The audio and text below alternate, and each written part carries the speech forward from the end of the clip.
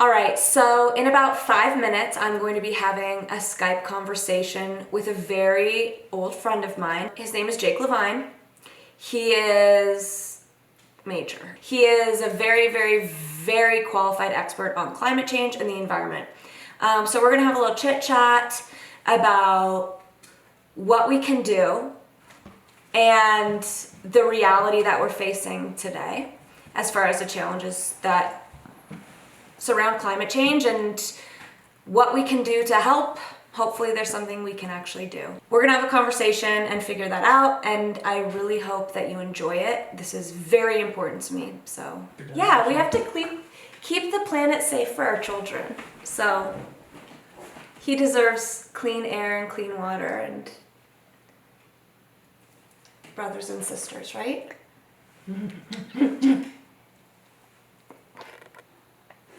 So, hello everyone. You know me, I'm Whitney, and then this is Jake Levine. We are old friends from elementary school. He just reminded me we met in the 4th grade, but I'm not going to tell you what year that was because let's not. Not relevant. It's not relevant to the conversation. So, I'm going to get into why I reached out to Jake initially, but I want to give you an opportunity to introduce yourself to everyone and explain to them why they should listen to you, because they should be listening to you. Okay. Well, thank you. I don't know how true that is, but my name is Jake Levine. I am an attorney. I focus on climate change. I had the opportunity to serve in the Obama White House during the first term, in an office that is no longer there, called the Office of Energy and Climate Change. And we worked on directing the administration's climate policies across a set of federal agencies. After that, I served in the California state government and helped to enact the state's most ambitious climate legislation, which was passed in the year 2016 and sets the state on a course to reduce its carbon emissions by the year 2030. And now I practice law. I focus on climate change, transportation, energy, and I try to do my part in getting the message out on why we need to start taking action yesterday to address this problem. Well, it's crazy that we went to the same school because I tie-dye and make beads. So you are amazing, first of all, for real. Like, that's so incredible. I'm so proud to know you because that's so impressive to me. All right, so I want to let everybody know what piqued my interest to connect with you, rather not just on a basis of friendship. So when I was in Hawaii, I saw your Instagram story about how you personally became curious as to how you could offset, I guess, your carbon footprint that was created from airline travel. And yeah. I was so taken aback on how seemingly simple it was, or seemed, that I was like, oh my God, I need to get in touch with him. I need people to know that there's something that they can do to combat this. That's not spending a fortune, that's not very labor intensive. So I guess I want you to explain that and what it was you figured out and calculated, but I also want to quickly give a little small breakdown of what a carbon footprint is and what an offset is, which I know they're complicated and take a long time. So, yeah, I mean, I was taken aback. That Instagram story that I posted was motivated by the fact that I was absolutely, completely mortified by the emissions that are associated with air travel. Yeah. And I think it's something that a lot of people can relate to because a lot of people fly. We fly for work, we go on vacation, we see family, and it's really fucking bad. Yeah.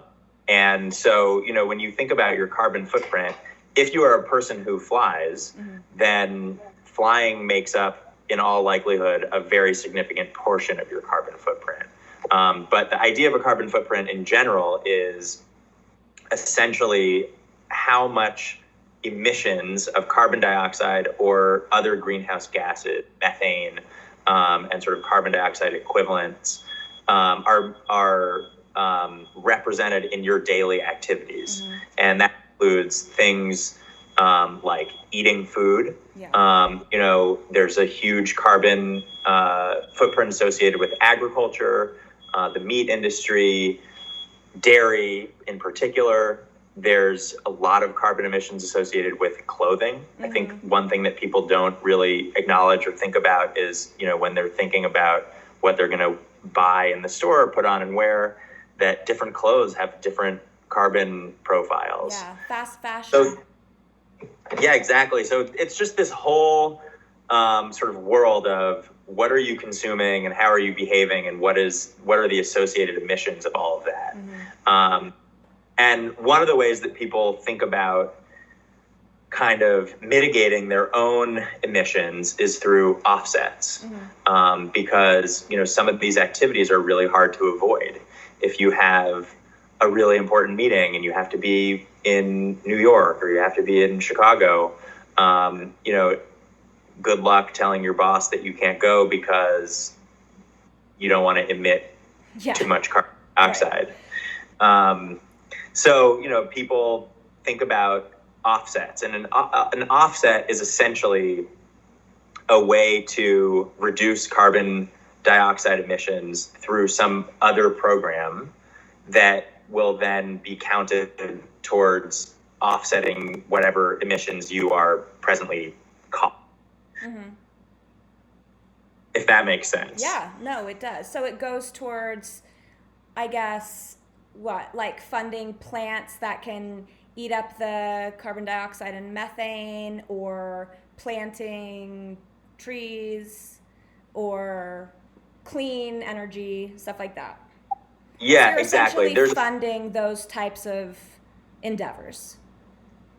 Right. I mean, so there's a whole set of different carbon offset programs, mm-hmm. and you can find them online. They're often associated with different NGOs focused on the environment, or with, like, the UN does a lot of programming around offsets.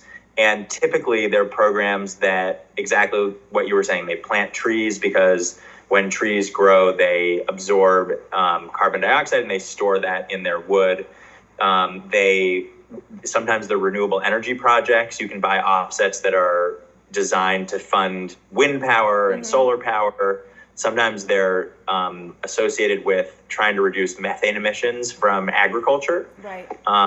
And so there are certain programs that work on, like, dairy digesters and like agricultural land use projects that can help reduce the carbon footprint of agricultural operations. So there's a whole, like, set of offset programs. All of them are imperfect. Mm-hmm. And, it's important, I think, to say that the idea of an offset itself is imperfect. It really should be our last resort in a way, because it's much better to avoid the actual emissions in the first place. But if you can't avoid those emissions, then there are a set of programs that you can invest in to offset those emissions.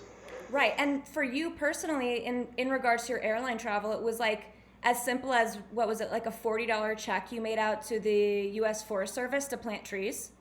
And you travel a lot on airplanes. Yes.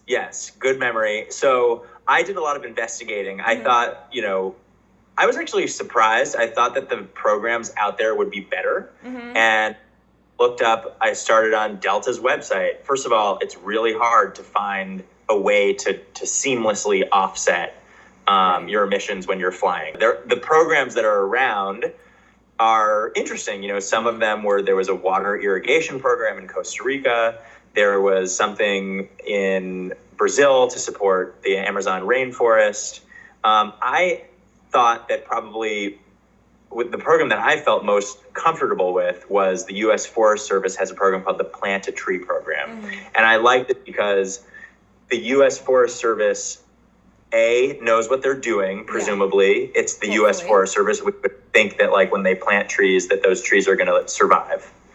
And B, they are trees that are not likely to get cut down. Yeah. So one with offset programs, there's sort of two things that people talk about.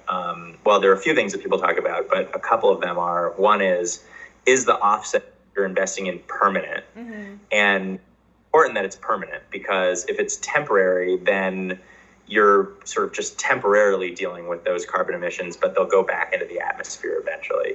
So you want to, if you're doing a tree program, you want to make sure those trees don't get cut down. Right. And then the other idea is this idea of what people call additionality, which is that the offset is additional to whatever else was already happening in the status quo. So you don't want to invest in some program that's like already happening. In other words, right. You want to invest that's new. And so this plant a tree program was something that I liked because they were new trees that weren't going to be cut down. And the other thing was that it was easy to kind of calculate because it's $1 a tree. So you can think about, how many trees do I want to plant?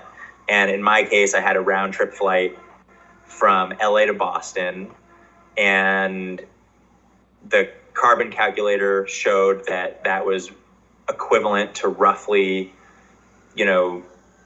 over time, assuming that trees would mature, like 15 trees. So I thought, if half of them survive, that's 30. And then I also was already feeling guilty about it, so I just said 40. And I sent Plant a Tree program $40. An extra 10 for good luck. For Jewish guilt. Yes, understand. Yeah, I mean, I was just so blown away by this. I thought it must be more complicated. But then I guess this leads me to my other question, because I have notes, because I'm trying to be that type of person. Do these offset programs work? Or, I mean, is this a solution to climate change, or is the solution to rid our emissions? Like, can we fix it with the offset programs? No. Okay. The offset programs are not enough. I mean, the simple, honest answer, and I think you want honesty. I do. No. Mm-hmm. But the offset program, there is like a pretty robust framework around most offset programs. In order to become a verified offset program, you have to go through a certain set of registration and auditing, and there are independent third parties that come in and essentially evaluate your program, and they say, this is legit, or this is bullshit. Right. And if it's not legit, then you cannot sell your offsets especially on a compliance market that's like designed to deal with certain regulations, but also on voluntary markets, people want verified and audited offset programs. Yeah. So they're not terrible, but like to your point, it's not a solution. The solution is to stop emitting greenhouse gases.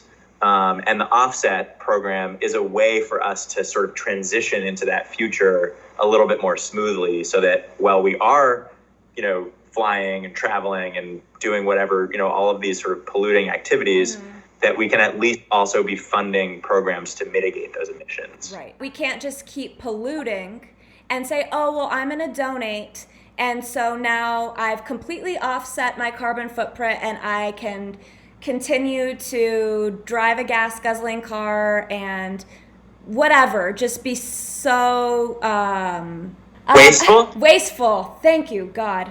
My next question to follow up with that is, like, as you were saying, we need to do something to to stop emitting. That's how we're going to combat climate change. We have an election coming up. Who should we be looking at in terms of candidates if we are saying, like, okay, I'm going to be a single issue voter in the next election? To me, environment is the most important thing to tackle, because without our world, it doesn't fucking matter about any other politics. So who should we be looking at for that? Well, the basic answer is not Donald Trump. Yeah. Like, nobody is allowed to vote for Donald Trump, 100%. Yeah. I mean, the good news is that all of the Democrats understand the gravity of this issue, and it's, one of the hopeful things, I think, is that it's starting to percolate into our politics, and people get it. Yeah. And we have a set Democratic candidates who are putting together really ambitious and comprehensive climate plans that deal not only with the emission side of things and the environment, but also around some of the themes around social justice and equity and fairness. Because, this, like so many other issues, is one that disproportionately affects the people who are equipped to deal with it, disadvantaged communities, low-income communities, often communities of color. And so we're seeing people like, Jay Inslee is the candidate who is like the single issue climate candidate. He's put together like the compendium comprehensive climate policy plan, and a lot of other candidates are probably going to be riffing off of that. Right. But they're tripping over themselves to put together the best plan. I think Pete Buttigieg is a really interesting voice from the Midwest who's talking a lot about the rural, sort of rural America's role in dealing with climate change, and how rural America is at the front lines. And you could see that with all of the flooding in the Midwest and the heat wave that's killed a bunch of crops. Kamala Harris and AOC came out with a bill just this week that was all about equity and justice in dealing with climate change. Is that the Green New Deal? Yeah, Green New Deal, exactly. Yeah. It's like it's one of the planks of the Green New Deal now. Right. And Tom Steyer has jumped into the race. He's a billionaire, but he's focused on climate change, and that's what's motivating him. All of the candidates, I would say. Elizabeth Warren, she's got a plan for that, right? So basically, just if you are gonna vote Democratic, we're gonna get someone in who's going to, in some way, be tackling the issue of climate change. Yeah, and I think, I hope everybody's going to be voting. It's super important, obviously, in 2020. But the other thing to look at is there are going to be a lot of candidates at the state level and at the local level that will be on your ballots. Yeah. That are, arguably more important in terms of climate change, to be thinking about what is your city planning to do? Like, are you guys shutting down your coal-fired power plant in your city? And who's the for mayor, or who's the candidate for city council or for the state legislature who's actually committed to that kind of change? Because there's a lot that the president can do, and we've obviously seen the damage that Trump has done on this issue, but the rubber meets the road in a lot of other ways at the state and local level. And it's really important to take a look at candidates who are committed to dealing with climate change and to making real change. Absolutely. Could not agree more. I said I couldn't agree more about the importance of voting for your, on the state and local level, because that's where we see so much of the action really taking place. And we really, I think our vote always counts, but your voice can really be heard in those elections. I asked you if there was a piece of good news in regards to climate change, and you gave me a really honest answer. And I had initially come into this with this expectation of let's just give people good news and motivate them to feel good so they want to be involved. But I think that's a privilege that we don't have right now. I don't think that the optics do not work like that for this. And maybe we all do need to just be scared and upset. So I wanted to know what your answer was to that piece of good news. Or is there none? Well, there is good news. Okay. There's plenty of reason to be depressed and feel upset about what's going on. It's hard to avoid the bad news. I think, even just this, today and yesterday, there's been a heat wave in the Arctic. Ugh. We don't want heat waves in the Arctic. Greenland is melting. And it's legitimately scary. But the good news, I think, is that we have all of the tools available to us that we need to fix this problem. We have the technology. It's economically competitive with, clean energy technology, for example, is cheaper than fossil fuel technology and infrastructure. We know what we need to do. We know that we need to decarbonize our power sector. We know that we need to move away from gas guzzling and gas engines and towards zero emission vehicles. We know that we need to convert our buildings to be more energy efficient and to be running on renewable energy. And we know that we literally know how to do all of that, and we have all of the technology and tools at our disposal.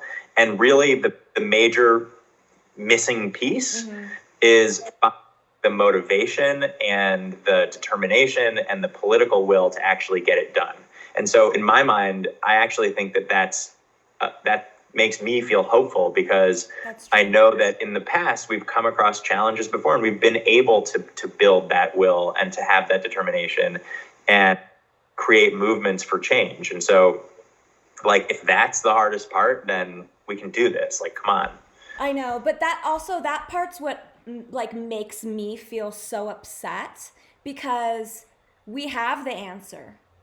We have the solution, we have the technology, and to not be utilizing it and to have our planet be in such dire straits is so upsetting to me. And I think it's important what you're saying right now, because I think that a lot of people don't know that we have the answer. I think that people look at it like a disease to cure, like, oh gosh, if only we could find the cure to cancer. It's like, no, we have the cure. We're just not using it. And I think if more people knew that, maybe it would motivate them to show up to the elections that are on the state and local level, to show up and vote, period. Because that's essentially where the change is going to come in, right? I mean, unless we vote people into office who are willing to, first of all, acknowledge climate change and then do something about it, we're just sitting on the answers, and we're just going to, implode. Yeah, I think that's great. I love that analogy. It's like, it'd be like if we had doctors who stood to profit from people dying from cancer, because right now, and maybe that's not a crazy analogy. There are so many interests that are lined up against action on climate change, because they stand to make a short-term profit from dirty energy and from, just like deforesting huge tracts of the Amazon rainforest, for example, to grow soy and other crops that in the long run aren't going to serve us. So it's, we know the answer, we have the cure, but there are a lot of people standing in the way. We have the cure. That's like so important. And I mean, I just think that that's a piece of information that people don't know. Because until I talked to you about it, I didn't know. I did not know if this was something that we had the capabilities of reversing, that essentially the only thing standing in our way is ourselves. It's really upsetting. And I guess like my follow-up to you, because I could keep talking to you for an hour, but I hope people watch all this, is, I asked you what the easiest and most effective way for people to start making a difference today and going forward. And I think you already said it, but I think it's important and worth saying again. And it's to vote. Yeah. Right? Well, so we talked about we have agency in all of this. Mm-hmm. Like, we have political power, and exercising that political power at the ballot box is really critical. And we need leaders who are going to actually stand up and deal with this. There are other things that people can do on a day-to-day basis, which I also think are important. If you're going to fly, think about making an investment in an offset. Yeah. If you're going out to eat, and you're thinking about having meat, do you need to have that burger? Can you reduce your meat intake somewhat? Mm-hmm. Maybe switch it up a little bit. It's like every fifth burger, try a Impossible Burger and see if you like. You've just reduced your meat intake by 20%, which is huge. So crazy. Same thing with buying clothes. Like, there's this really cool company in LA that I've been able to collaborate with a little bit. It's called The Reformation, and they have been carbon neutral since 2015. And they're really doing an incredible job, not just creating a whole clothing line focused on sustainability, but like spreading the message within the industry. And so other companies are thinking about how can we, get in on this. And I think consumers are finally starting to express interest in this and say to people and demand from companies and from major brands that it's really important that they think about carbon neutrality and that they think about sustainability. And that actually brings me to this other point that we talked about yesterday, which was that even though it's really important for people to take personal steps in their own life to live more sustainably, there are huge companies and huge industries and huge institutions that have an obligation to protect people and to look out for us. This is one of the major roles of government, safety and public health. And they've been failing on this point, and we need to demand that they take action. It's not impossible for companies to decarbonize what they're doing. It's not impossible for car companies to say, instead of building SUVs and internal combustion engines, we're going to build electric cars, or we're going to build cars that are powered on hydrogen fuel, and we're going to sell that to people. And so we need to hold those folks accountable too, and make sure that we're getting the systemic change so that we're actually able as consumers to do the right thing. And because oftentimes we really don't. Well, you said it yesterday. You called it we're a carbon dependent society. And it's in part to the corporations that supply us with our day-to-day, anything, our utilities, our cars, our clothes, everything. Yeah. But by the way, also on the good side of the ledger, in the good news category, I think we're really starting to see a shift, and so many companies are really recognizing, particularly because people in our generation, and because we're not that old, you and me, Whitney, the young people, they want something different, and so companies realize that, and now we're starting to get that kind of consumer choice, and that's really good news. Yes, and I tell people this all the time, so for whoever follows me on Instagram that's watching this, we're the boss, us, the consumer, we are the boss. And it's if we demand something from the people who supply us, if we decide we're not going to buy something, we're not going to go somewhere, we're not going to do something, they don't have a choice. They have to evolve to meet our needs, or they're going to be gone. So we really are in charge, and we just have to exercise our choice. 100%.